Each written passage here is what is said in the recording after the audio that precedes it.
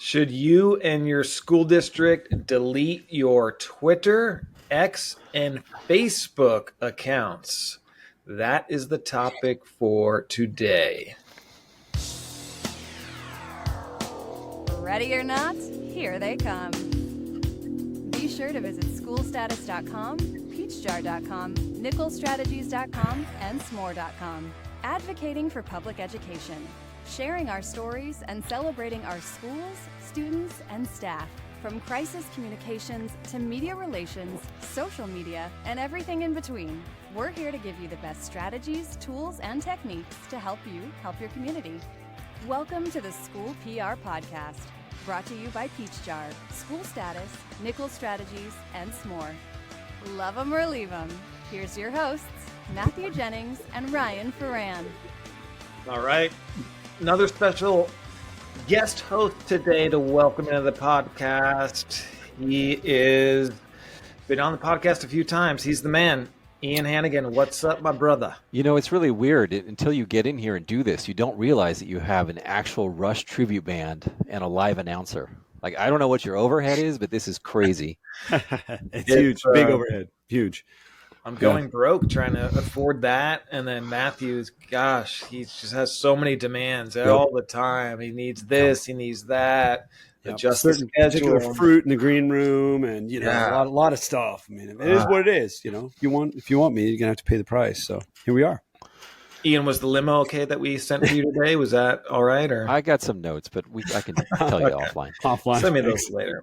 Thanks. All right. Topic today: a lot of school districts are getting off of social media platforms, or they're considering it. Mm-hmm. There was a post recently. I've seen several before in the past. So I thought that would be a very relevant topic since it's come up again about should you and your school district or your organization ditch your X, ditch your Facebook, and what are the reasons to do that and the reasons not to do that? Mm-hmm. So Matthew, I know you weighed in on a post in the Facebook group a little bit ago, earlier this week, kind of with your thoughts. I thought you brought up some really good ones for the reasons why you may want to consider keeping those accounts. What did kind of you touch on with that? Yeah, absolutely. I mean, I think there's still a huge and prevalent way to communicate with your audience and also communicate with your community at large that may not have kids in your system. You know, so you're reaching voters, you're reaching just other constituents, you're reaching people that live in your neighborhoods, that might have had kids in the system and that are out now, that are still following your social media feeds, that have vested interest in their neighborhood schools, real estate values. I mean, there's so much that goes into being able to reach a broader audience than just what your mass notification system can get you. And then in the event of crisis and emergency, what we've seen time and time again nationally is social media becomes a critical line of communication to your community at large. And one of the big things we see is dispelling myths and rumors and misinformation out there. And not all of it's malicious. I'm not talking about just malicious information. Ryan, you and I talked on a podcast recently about how, the news announced that, Arcadia might be closing schools, right? Because of the recent fires. And that wasn't accurate information, which is based on what the reporter was hearing for other school districts in the area. And so when you're able to get out on social media and communicate to your community directly, from the source, which is you, I think that's a huge win. You do have to choose your level of pain, how many social media platforms you're on, what your management looks like, how deep you're getting into it. Are you moderating the comments? Are you commenting back on everything that comes in? So you do have some considerations there, but I think they're still very prevalent and they're here to stay. And you just got to figure out which ones you're going to lean into. Yeah, Ian, when you kind of seeing that other districts, county offices of ed, where you work at, are considering leaving the platforms, what kind of decisions do you weigh when looking into whether you want to keep putting in the time and investment into the social media platforms or not? Well, I think I agree with everything that Matt said. And I think that it comes down to really diversifying your portfolio. You want to be where the people are, and they're not all going to be on any one platform. And we've obviously seen a lot of presentations on different age groups and where they gravitate. One of the things that we talked about, and you and I have talked before about, we have our blog, the OCDE Newsroom. And, I think that there's value in having at least ownership of one of your main central communications tools, because the reality is we don't own any of these, and they could change policies at any minute. They could sell. You could have, some kind of CEO blow up or some kind of controversy that you don't want to step in. At the very least, I think having that diversified portfolio where you have all of these accounts that you're reaching different audiences with, but also having control of your own message in at least one space. Yeah, it's tough. And I guess the question comes back to if you're just joining, you're like, well, why are people leaving? That's kind of a question. And somebody asked that kind of like in the thread, like, let me just back up. Why are people getting off social media? I thought that was all the rage. Yeah. And so I think there's several reasons for that. And we can touch on a few, and I'll try and take that, and you guys can jump in if you'd like. I think people are getting frustrated with the algorithms and their news feeds. They're doing all this work and ROI. And honestly, Facebook did this years ago. TikTok is starting to do it. And I said this, go back in the podcast and listen 2 years ago. I told you TikTok is going to do this. They all do it. When they first get on social media platforms, when they first launch, they're putting your stuff out to the masses. They're giving you numbers. They're lying to your face about how many people viewed it. LinkedIn did it. I caught LinkedIn doing it. So they all do it. They exaggerate their numbers. They put you out there because they want to keep you on that feed, on their platform. And then when they have enough users on there, then the power shifts from the users to the company. And then it's pay to play. You want this to get to what it did 5 years ago, this school district post of your band, a little live video that got to 10,000 people. You want that again? Guess what? It costs this much money. So they all do that. So I understand that frustration, because we've all seen our relevance in the newsfeed just drop drastically. And we're starting to see it with TikTok, because guess what? Now TikTok has the power. So I get that. And then like a lot of people on Twitter, they're saying just our community is not there really. The one thing I would advise on that, though, doesn't mean you have to invest a lot of time in Twitter and put your stuff there. But to Matthew's point about crisis communication, at least for me in my area, that's where I know I'm going to get better information from law enforcement, emergency responders, and news reporters is on X. I've heard that before. For sure. I totally agree with that.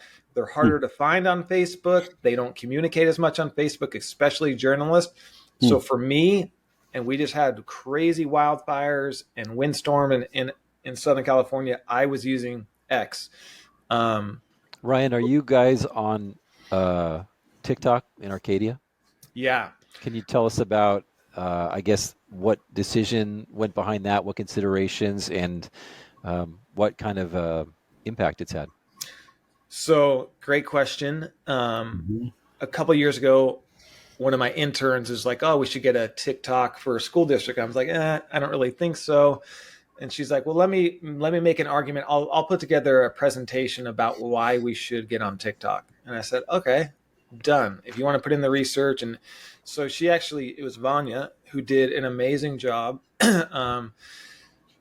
presenting the analytics of TikTok, what other institutions use them. There's Ivy League schools on there utilizing it, to Matthew's point about reaching a community that you're not already having access to through email, through your Facebook page. We're all declining enrollment. So it's an audience reach. And for me too, is an opportunity for another platform for a different kind of content creation for our interns, because TikTok is different with its algorithm. There's a lot of things that you would put on your Facebook page that you wouldn't put on your TikTok, and vice versa. So it's been valuable for us. Not as valuable though as our Facebook or Instagram, but it's been a different audience, and it's mostly students, but it helps with that continual branding. So if it went away tomorrow, and like when it went away, I was more personally depressed, because there goes also excited because there goes 3 hours of my life back. But as far as school districts, it's not our most powerful one. Facebook by far is with our parents. Same. And especially in the windstorm. And the other thing is too, we provide resources to our community via Facebook that we're not sending an email blast every hour, but I'll share the city's post about what they're doing in the windstorm, when trash collection is going to be, when evacuation orders change. And I share all that stuff on Facebook. And sometimes it's easy just to share that I don't have time to do through an email blast. So that is way more important. Great point. Getting back to why people are getting off, the other reason is it's because, which is kind of obvious and not so obvious, it's becoming political. Who's running the platforms, what they're allowing, what they're not allowing. So that's why a lot of people are making a stance too. So, people asking the question, why are people getting off? Because they're not agreeing politically with who's running it and all that, those kinds of things, which makes sense, and they're frustrated.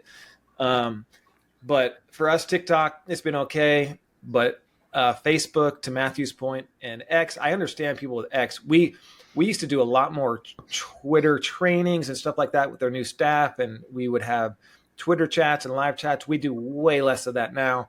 Mostly keep it to just keep the brand out there for emergency.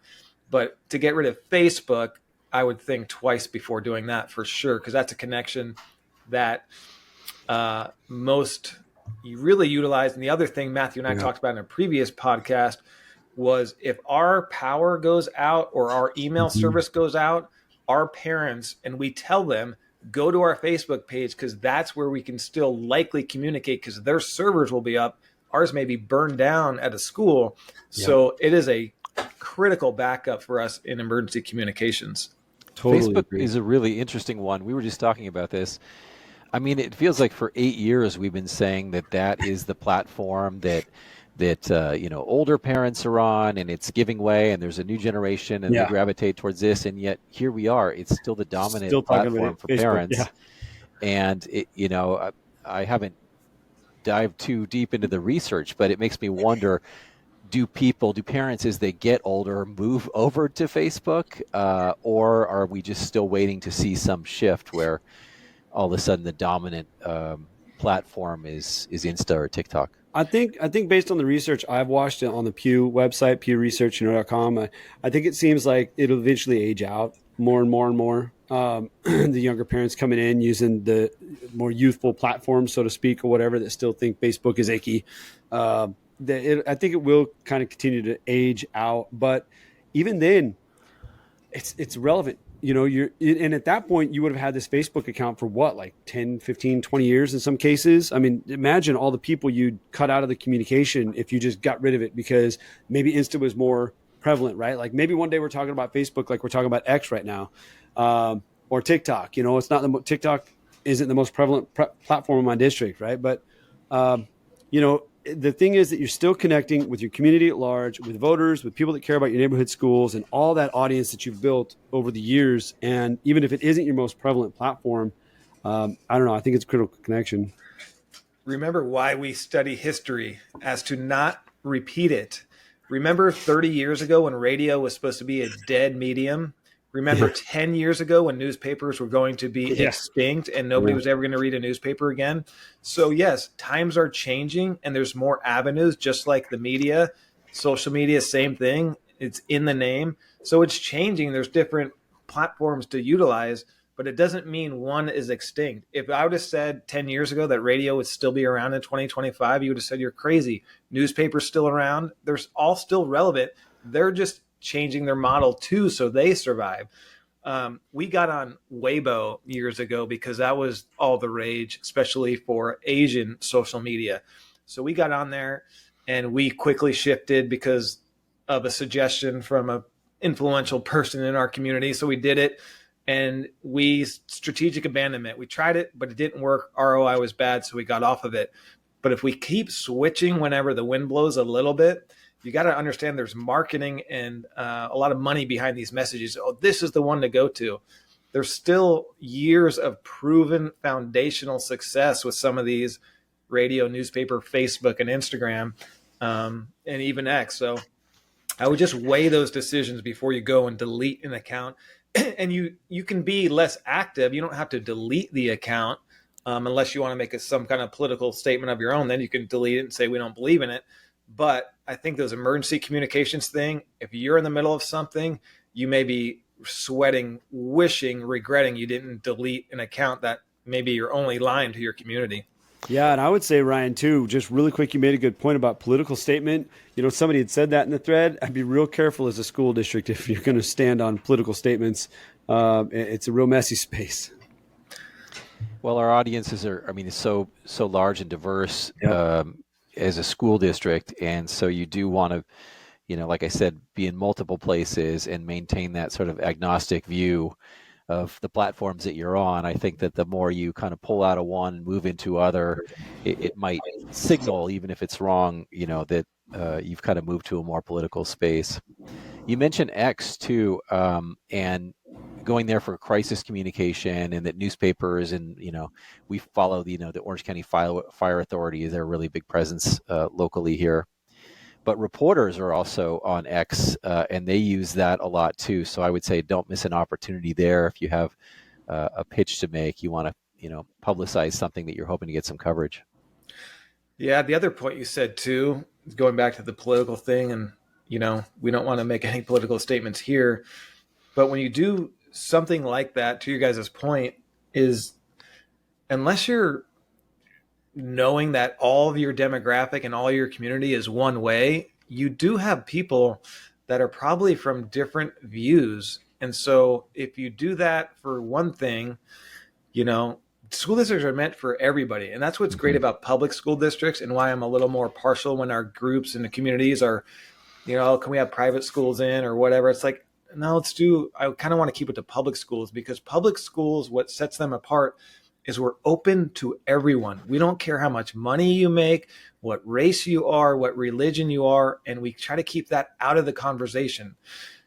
What, side of the aisle you're on. So why are we choosing when we bring that into the conversation and when you're not? So to you guys' point, like if you do that for this, why aren't you doing it for their point of view? And that's why your community probably should have no clue what your political affiliation of anyone in your district is, so you do go down a kind of a rabbit hole, but you may get, and here's the hard part for a lot of people struggling with this, you may have pressure from a board member, you may have pressure from a superintendent, you may have pressure from someone that doesn't align with you, does align with you. And that's where the difficulty for us comes in, because we're in the middle of it. We have the keys to these accounts. If they want to send a message, that's where it becomes very difficult. And I feel bad for people in our position where they have to make these decisions. And it's like, how do you tell your boss or a board member, somebody very influential, you kind of disagree, and that's probably not the best idea.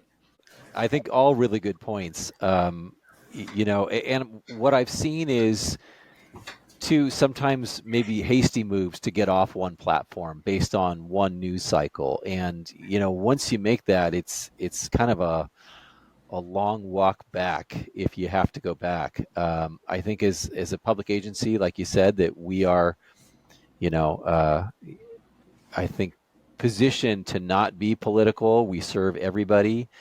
And, we want to have our messaging out in as many spaces as we can. And to limit that, I would say at the very least would require, some lengthy research and deep conversations, and with the acknowledgement that, you don't go back on that decision. But, I wouldn't pull the plug based on, one news cycle, and I would be very conscious of all the followers that you built up on there. Yeah, amen to that. Great points, my guys. And I know we're kind of coming up on time here, but last couple of minutes, I have a question for you two. Comments on or comments off? Ooh, I guess that would depend on the platform and the post, how productive or unproductive it was. But that's another controversial one. Wow. Yeah. Do we have time for the bandwidth? 3 minutes. We're comments on, and we always have been. I mean, my take on it is if you're going to go comments off, and I've seen some great examples of that. You just kind of do it from the beginning, and you don't ever want to, shut off comments on one topic versus another. Yep. But we've left them on, I think, for the most part. we've gotten some feedback that I would say more often than not, it's just about like irrelevant. It's kind of haranguing on one issue that has nothing to do with the pictures of the kids in the post. Yeah. A lot of times we've gotten that. Obviously during COVID, it was a very lively space. Jeez. And we used to, I used to joke that, come around, it's usually around 9 o'clock. And I think that's when people were having a few drinks and they decided to let loose. Yeah. And we did our best just to correct misinformation at least. Yeah. And sometimes. So you're telling me you're still going to leave up a comment that's defaming somebody, inaccurate, and very unproductive, and could be totally off topic. You're going to let that comment sit on your Facebook page? I think defamation it would be the line, or something that was just really vulgar. Okay. A personal attack on somebody, like a threat or something, obviously. And you want to have those guidelines posted clearly on your feed. So if you don't have that, in the about section. But some people are like that, where they're keeping comments no matter what. And I could not disagree more with that. It's a really slippery slope. And I know I worked really close with F3 in all three of my school districts on that. Once you establish the freedom of speech in an open public forum, you have to be super careful about what comments you're moderating. And for the most part, 99% of them are going to fly, and they have to stay. They have to sit. You might not like it, but the only thing what I'll say about comments is that's literally what makes it social, right? And so I don't know. I've always erred on the side of having comments out there and being out there and being social, responding to the comments, and especially if you have like a reporter come cover something great. And they've done you a favor, like I'll reshare their post. I'll even give them a shout out, like, hey, thanks so much, Sarah, for coming out and seeing our, 5th grade performance or whatever that is, right? That's what makes it social, getting in there, interacting, take bad, negative stuff offline. But I'm a comments on person. I think the perception has changed, though. Do you remember, like in the early days of social media, and somebody would leave a negative comment, and it was like somebody graffitied your house. Yeah, it's and you'd stare at it, and you'd be like, "I can't believe they put this. This is on my page." About it. Oh yeah. And then as we've all kind of gotten used to this world, it's just COVID. You realize if you don't react to it, obviously correct it if it's misinformation. Yeah. But if you don't necessarily react to it, it just moves to the bottom of the pile. It just moves to the bottom. I mean, if you have somebody in there that says like, hey, you didn't respond to, my, special education students' needs in the last IEP meeting, this is an outrage. Like, hey, man, totally hear you. Really sorry that happened. Here's my number. Here's my email. Please reach out to me. Let me get you in touch with the right people. Like, take that offline, right? Like, that's not somebody that's just out there saying like, on a 5th grade choir performance out there just bashing, I don't know, the transportation department or something, So. Yeah, the other frustration, getting back to the other topic about Facebook and social media platforms kind of burying your algorithm, is if you take a more proactive approach and in your communications on your website, in emails to parents, if you tell them, here's the link to our Facebook page, please go check it, especially during emergency, so you can help drive people to it, because it is tougher these days, but there are steps you can take to make it a more powerful platform for you. So just don't sit back. If you kind of take some steps, you can drive more growth to your pages as well.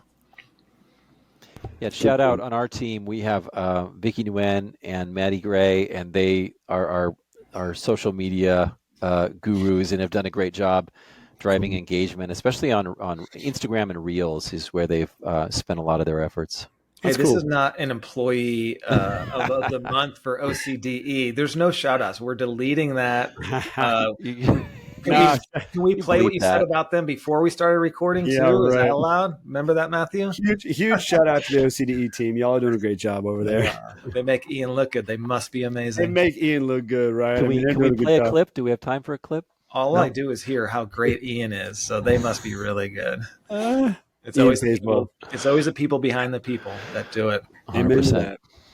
Well, appreciate you guys hopping on. Yep. I know, Matthew, you lied to us and said you have another important meeting you've got to get to, pretending like you're working on this Friday. There's no way that's happening.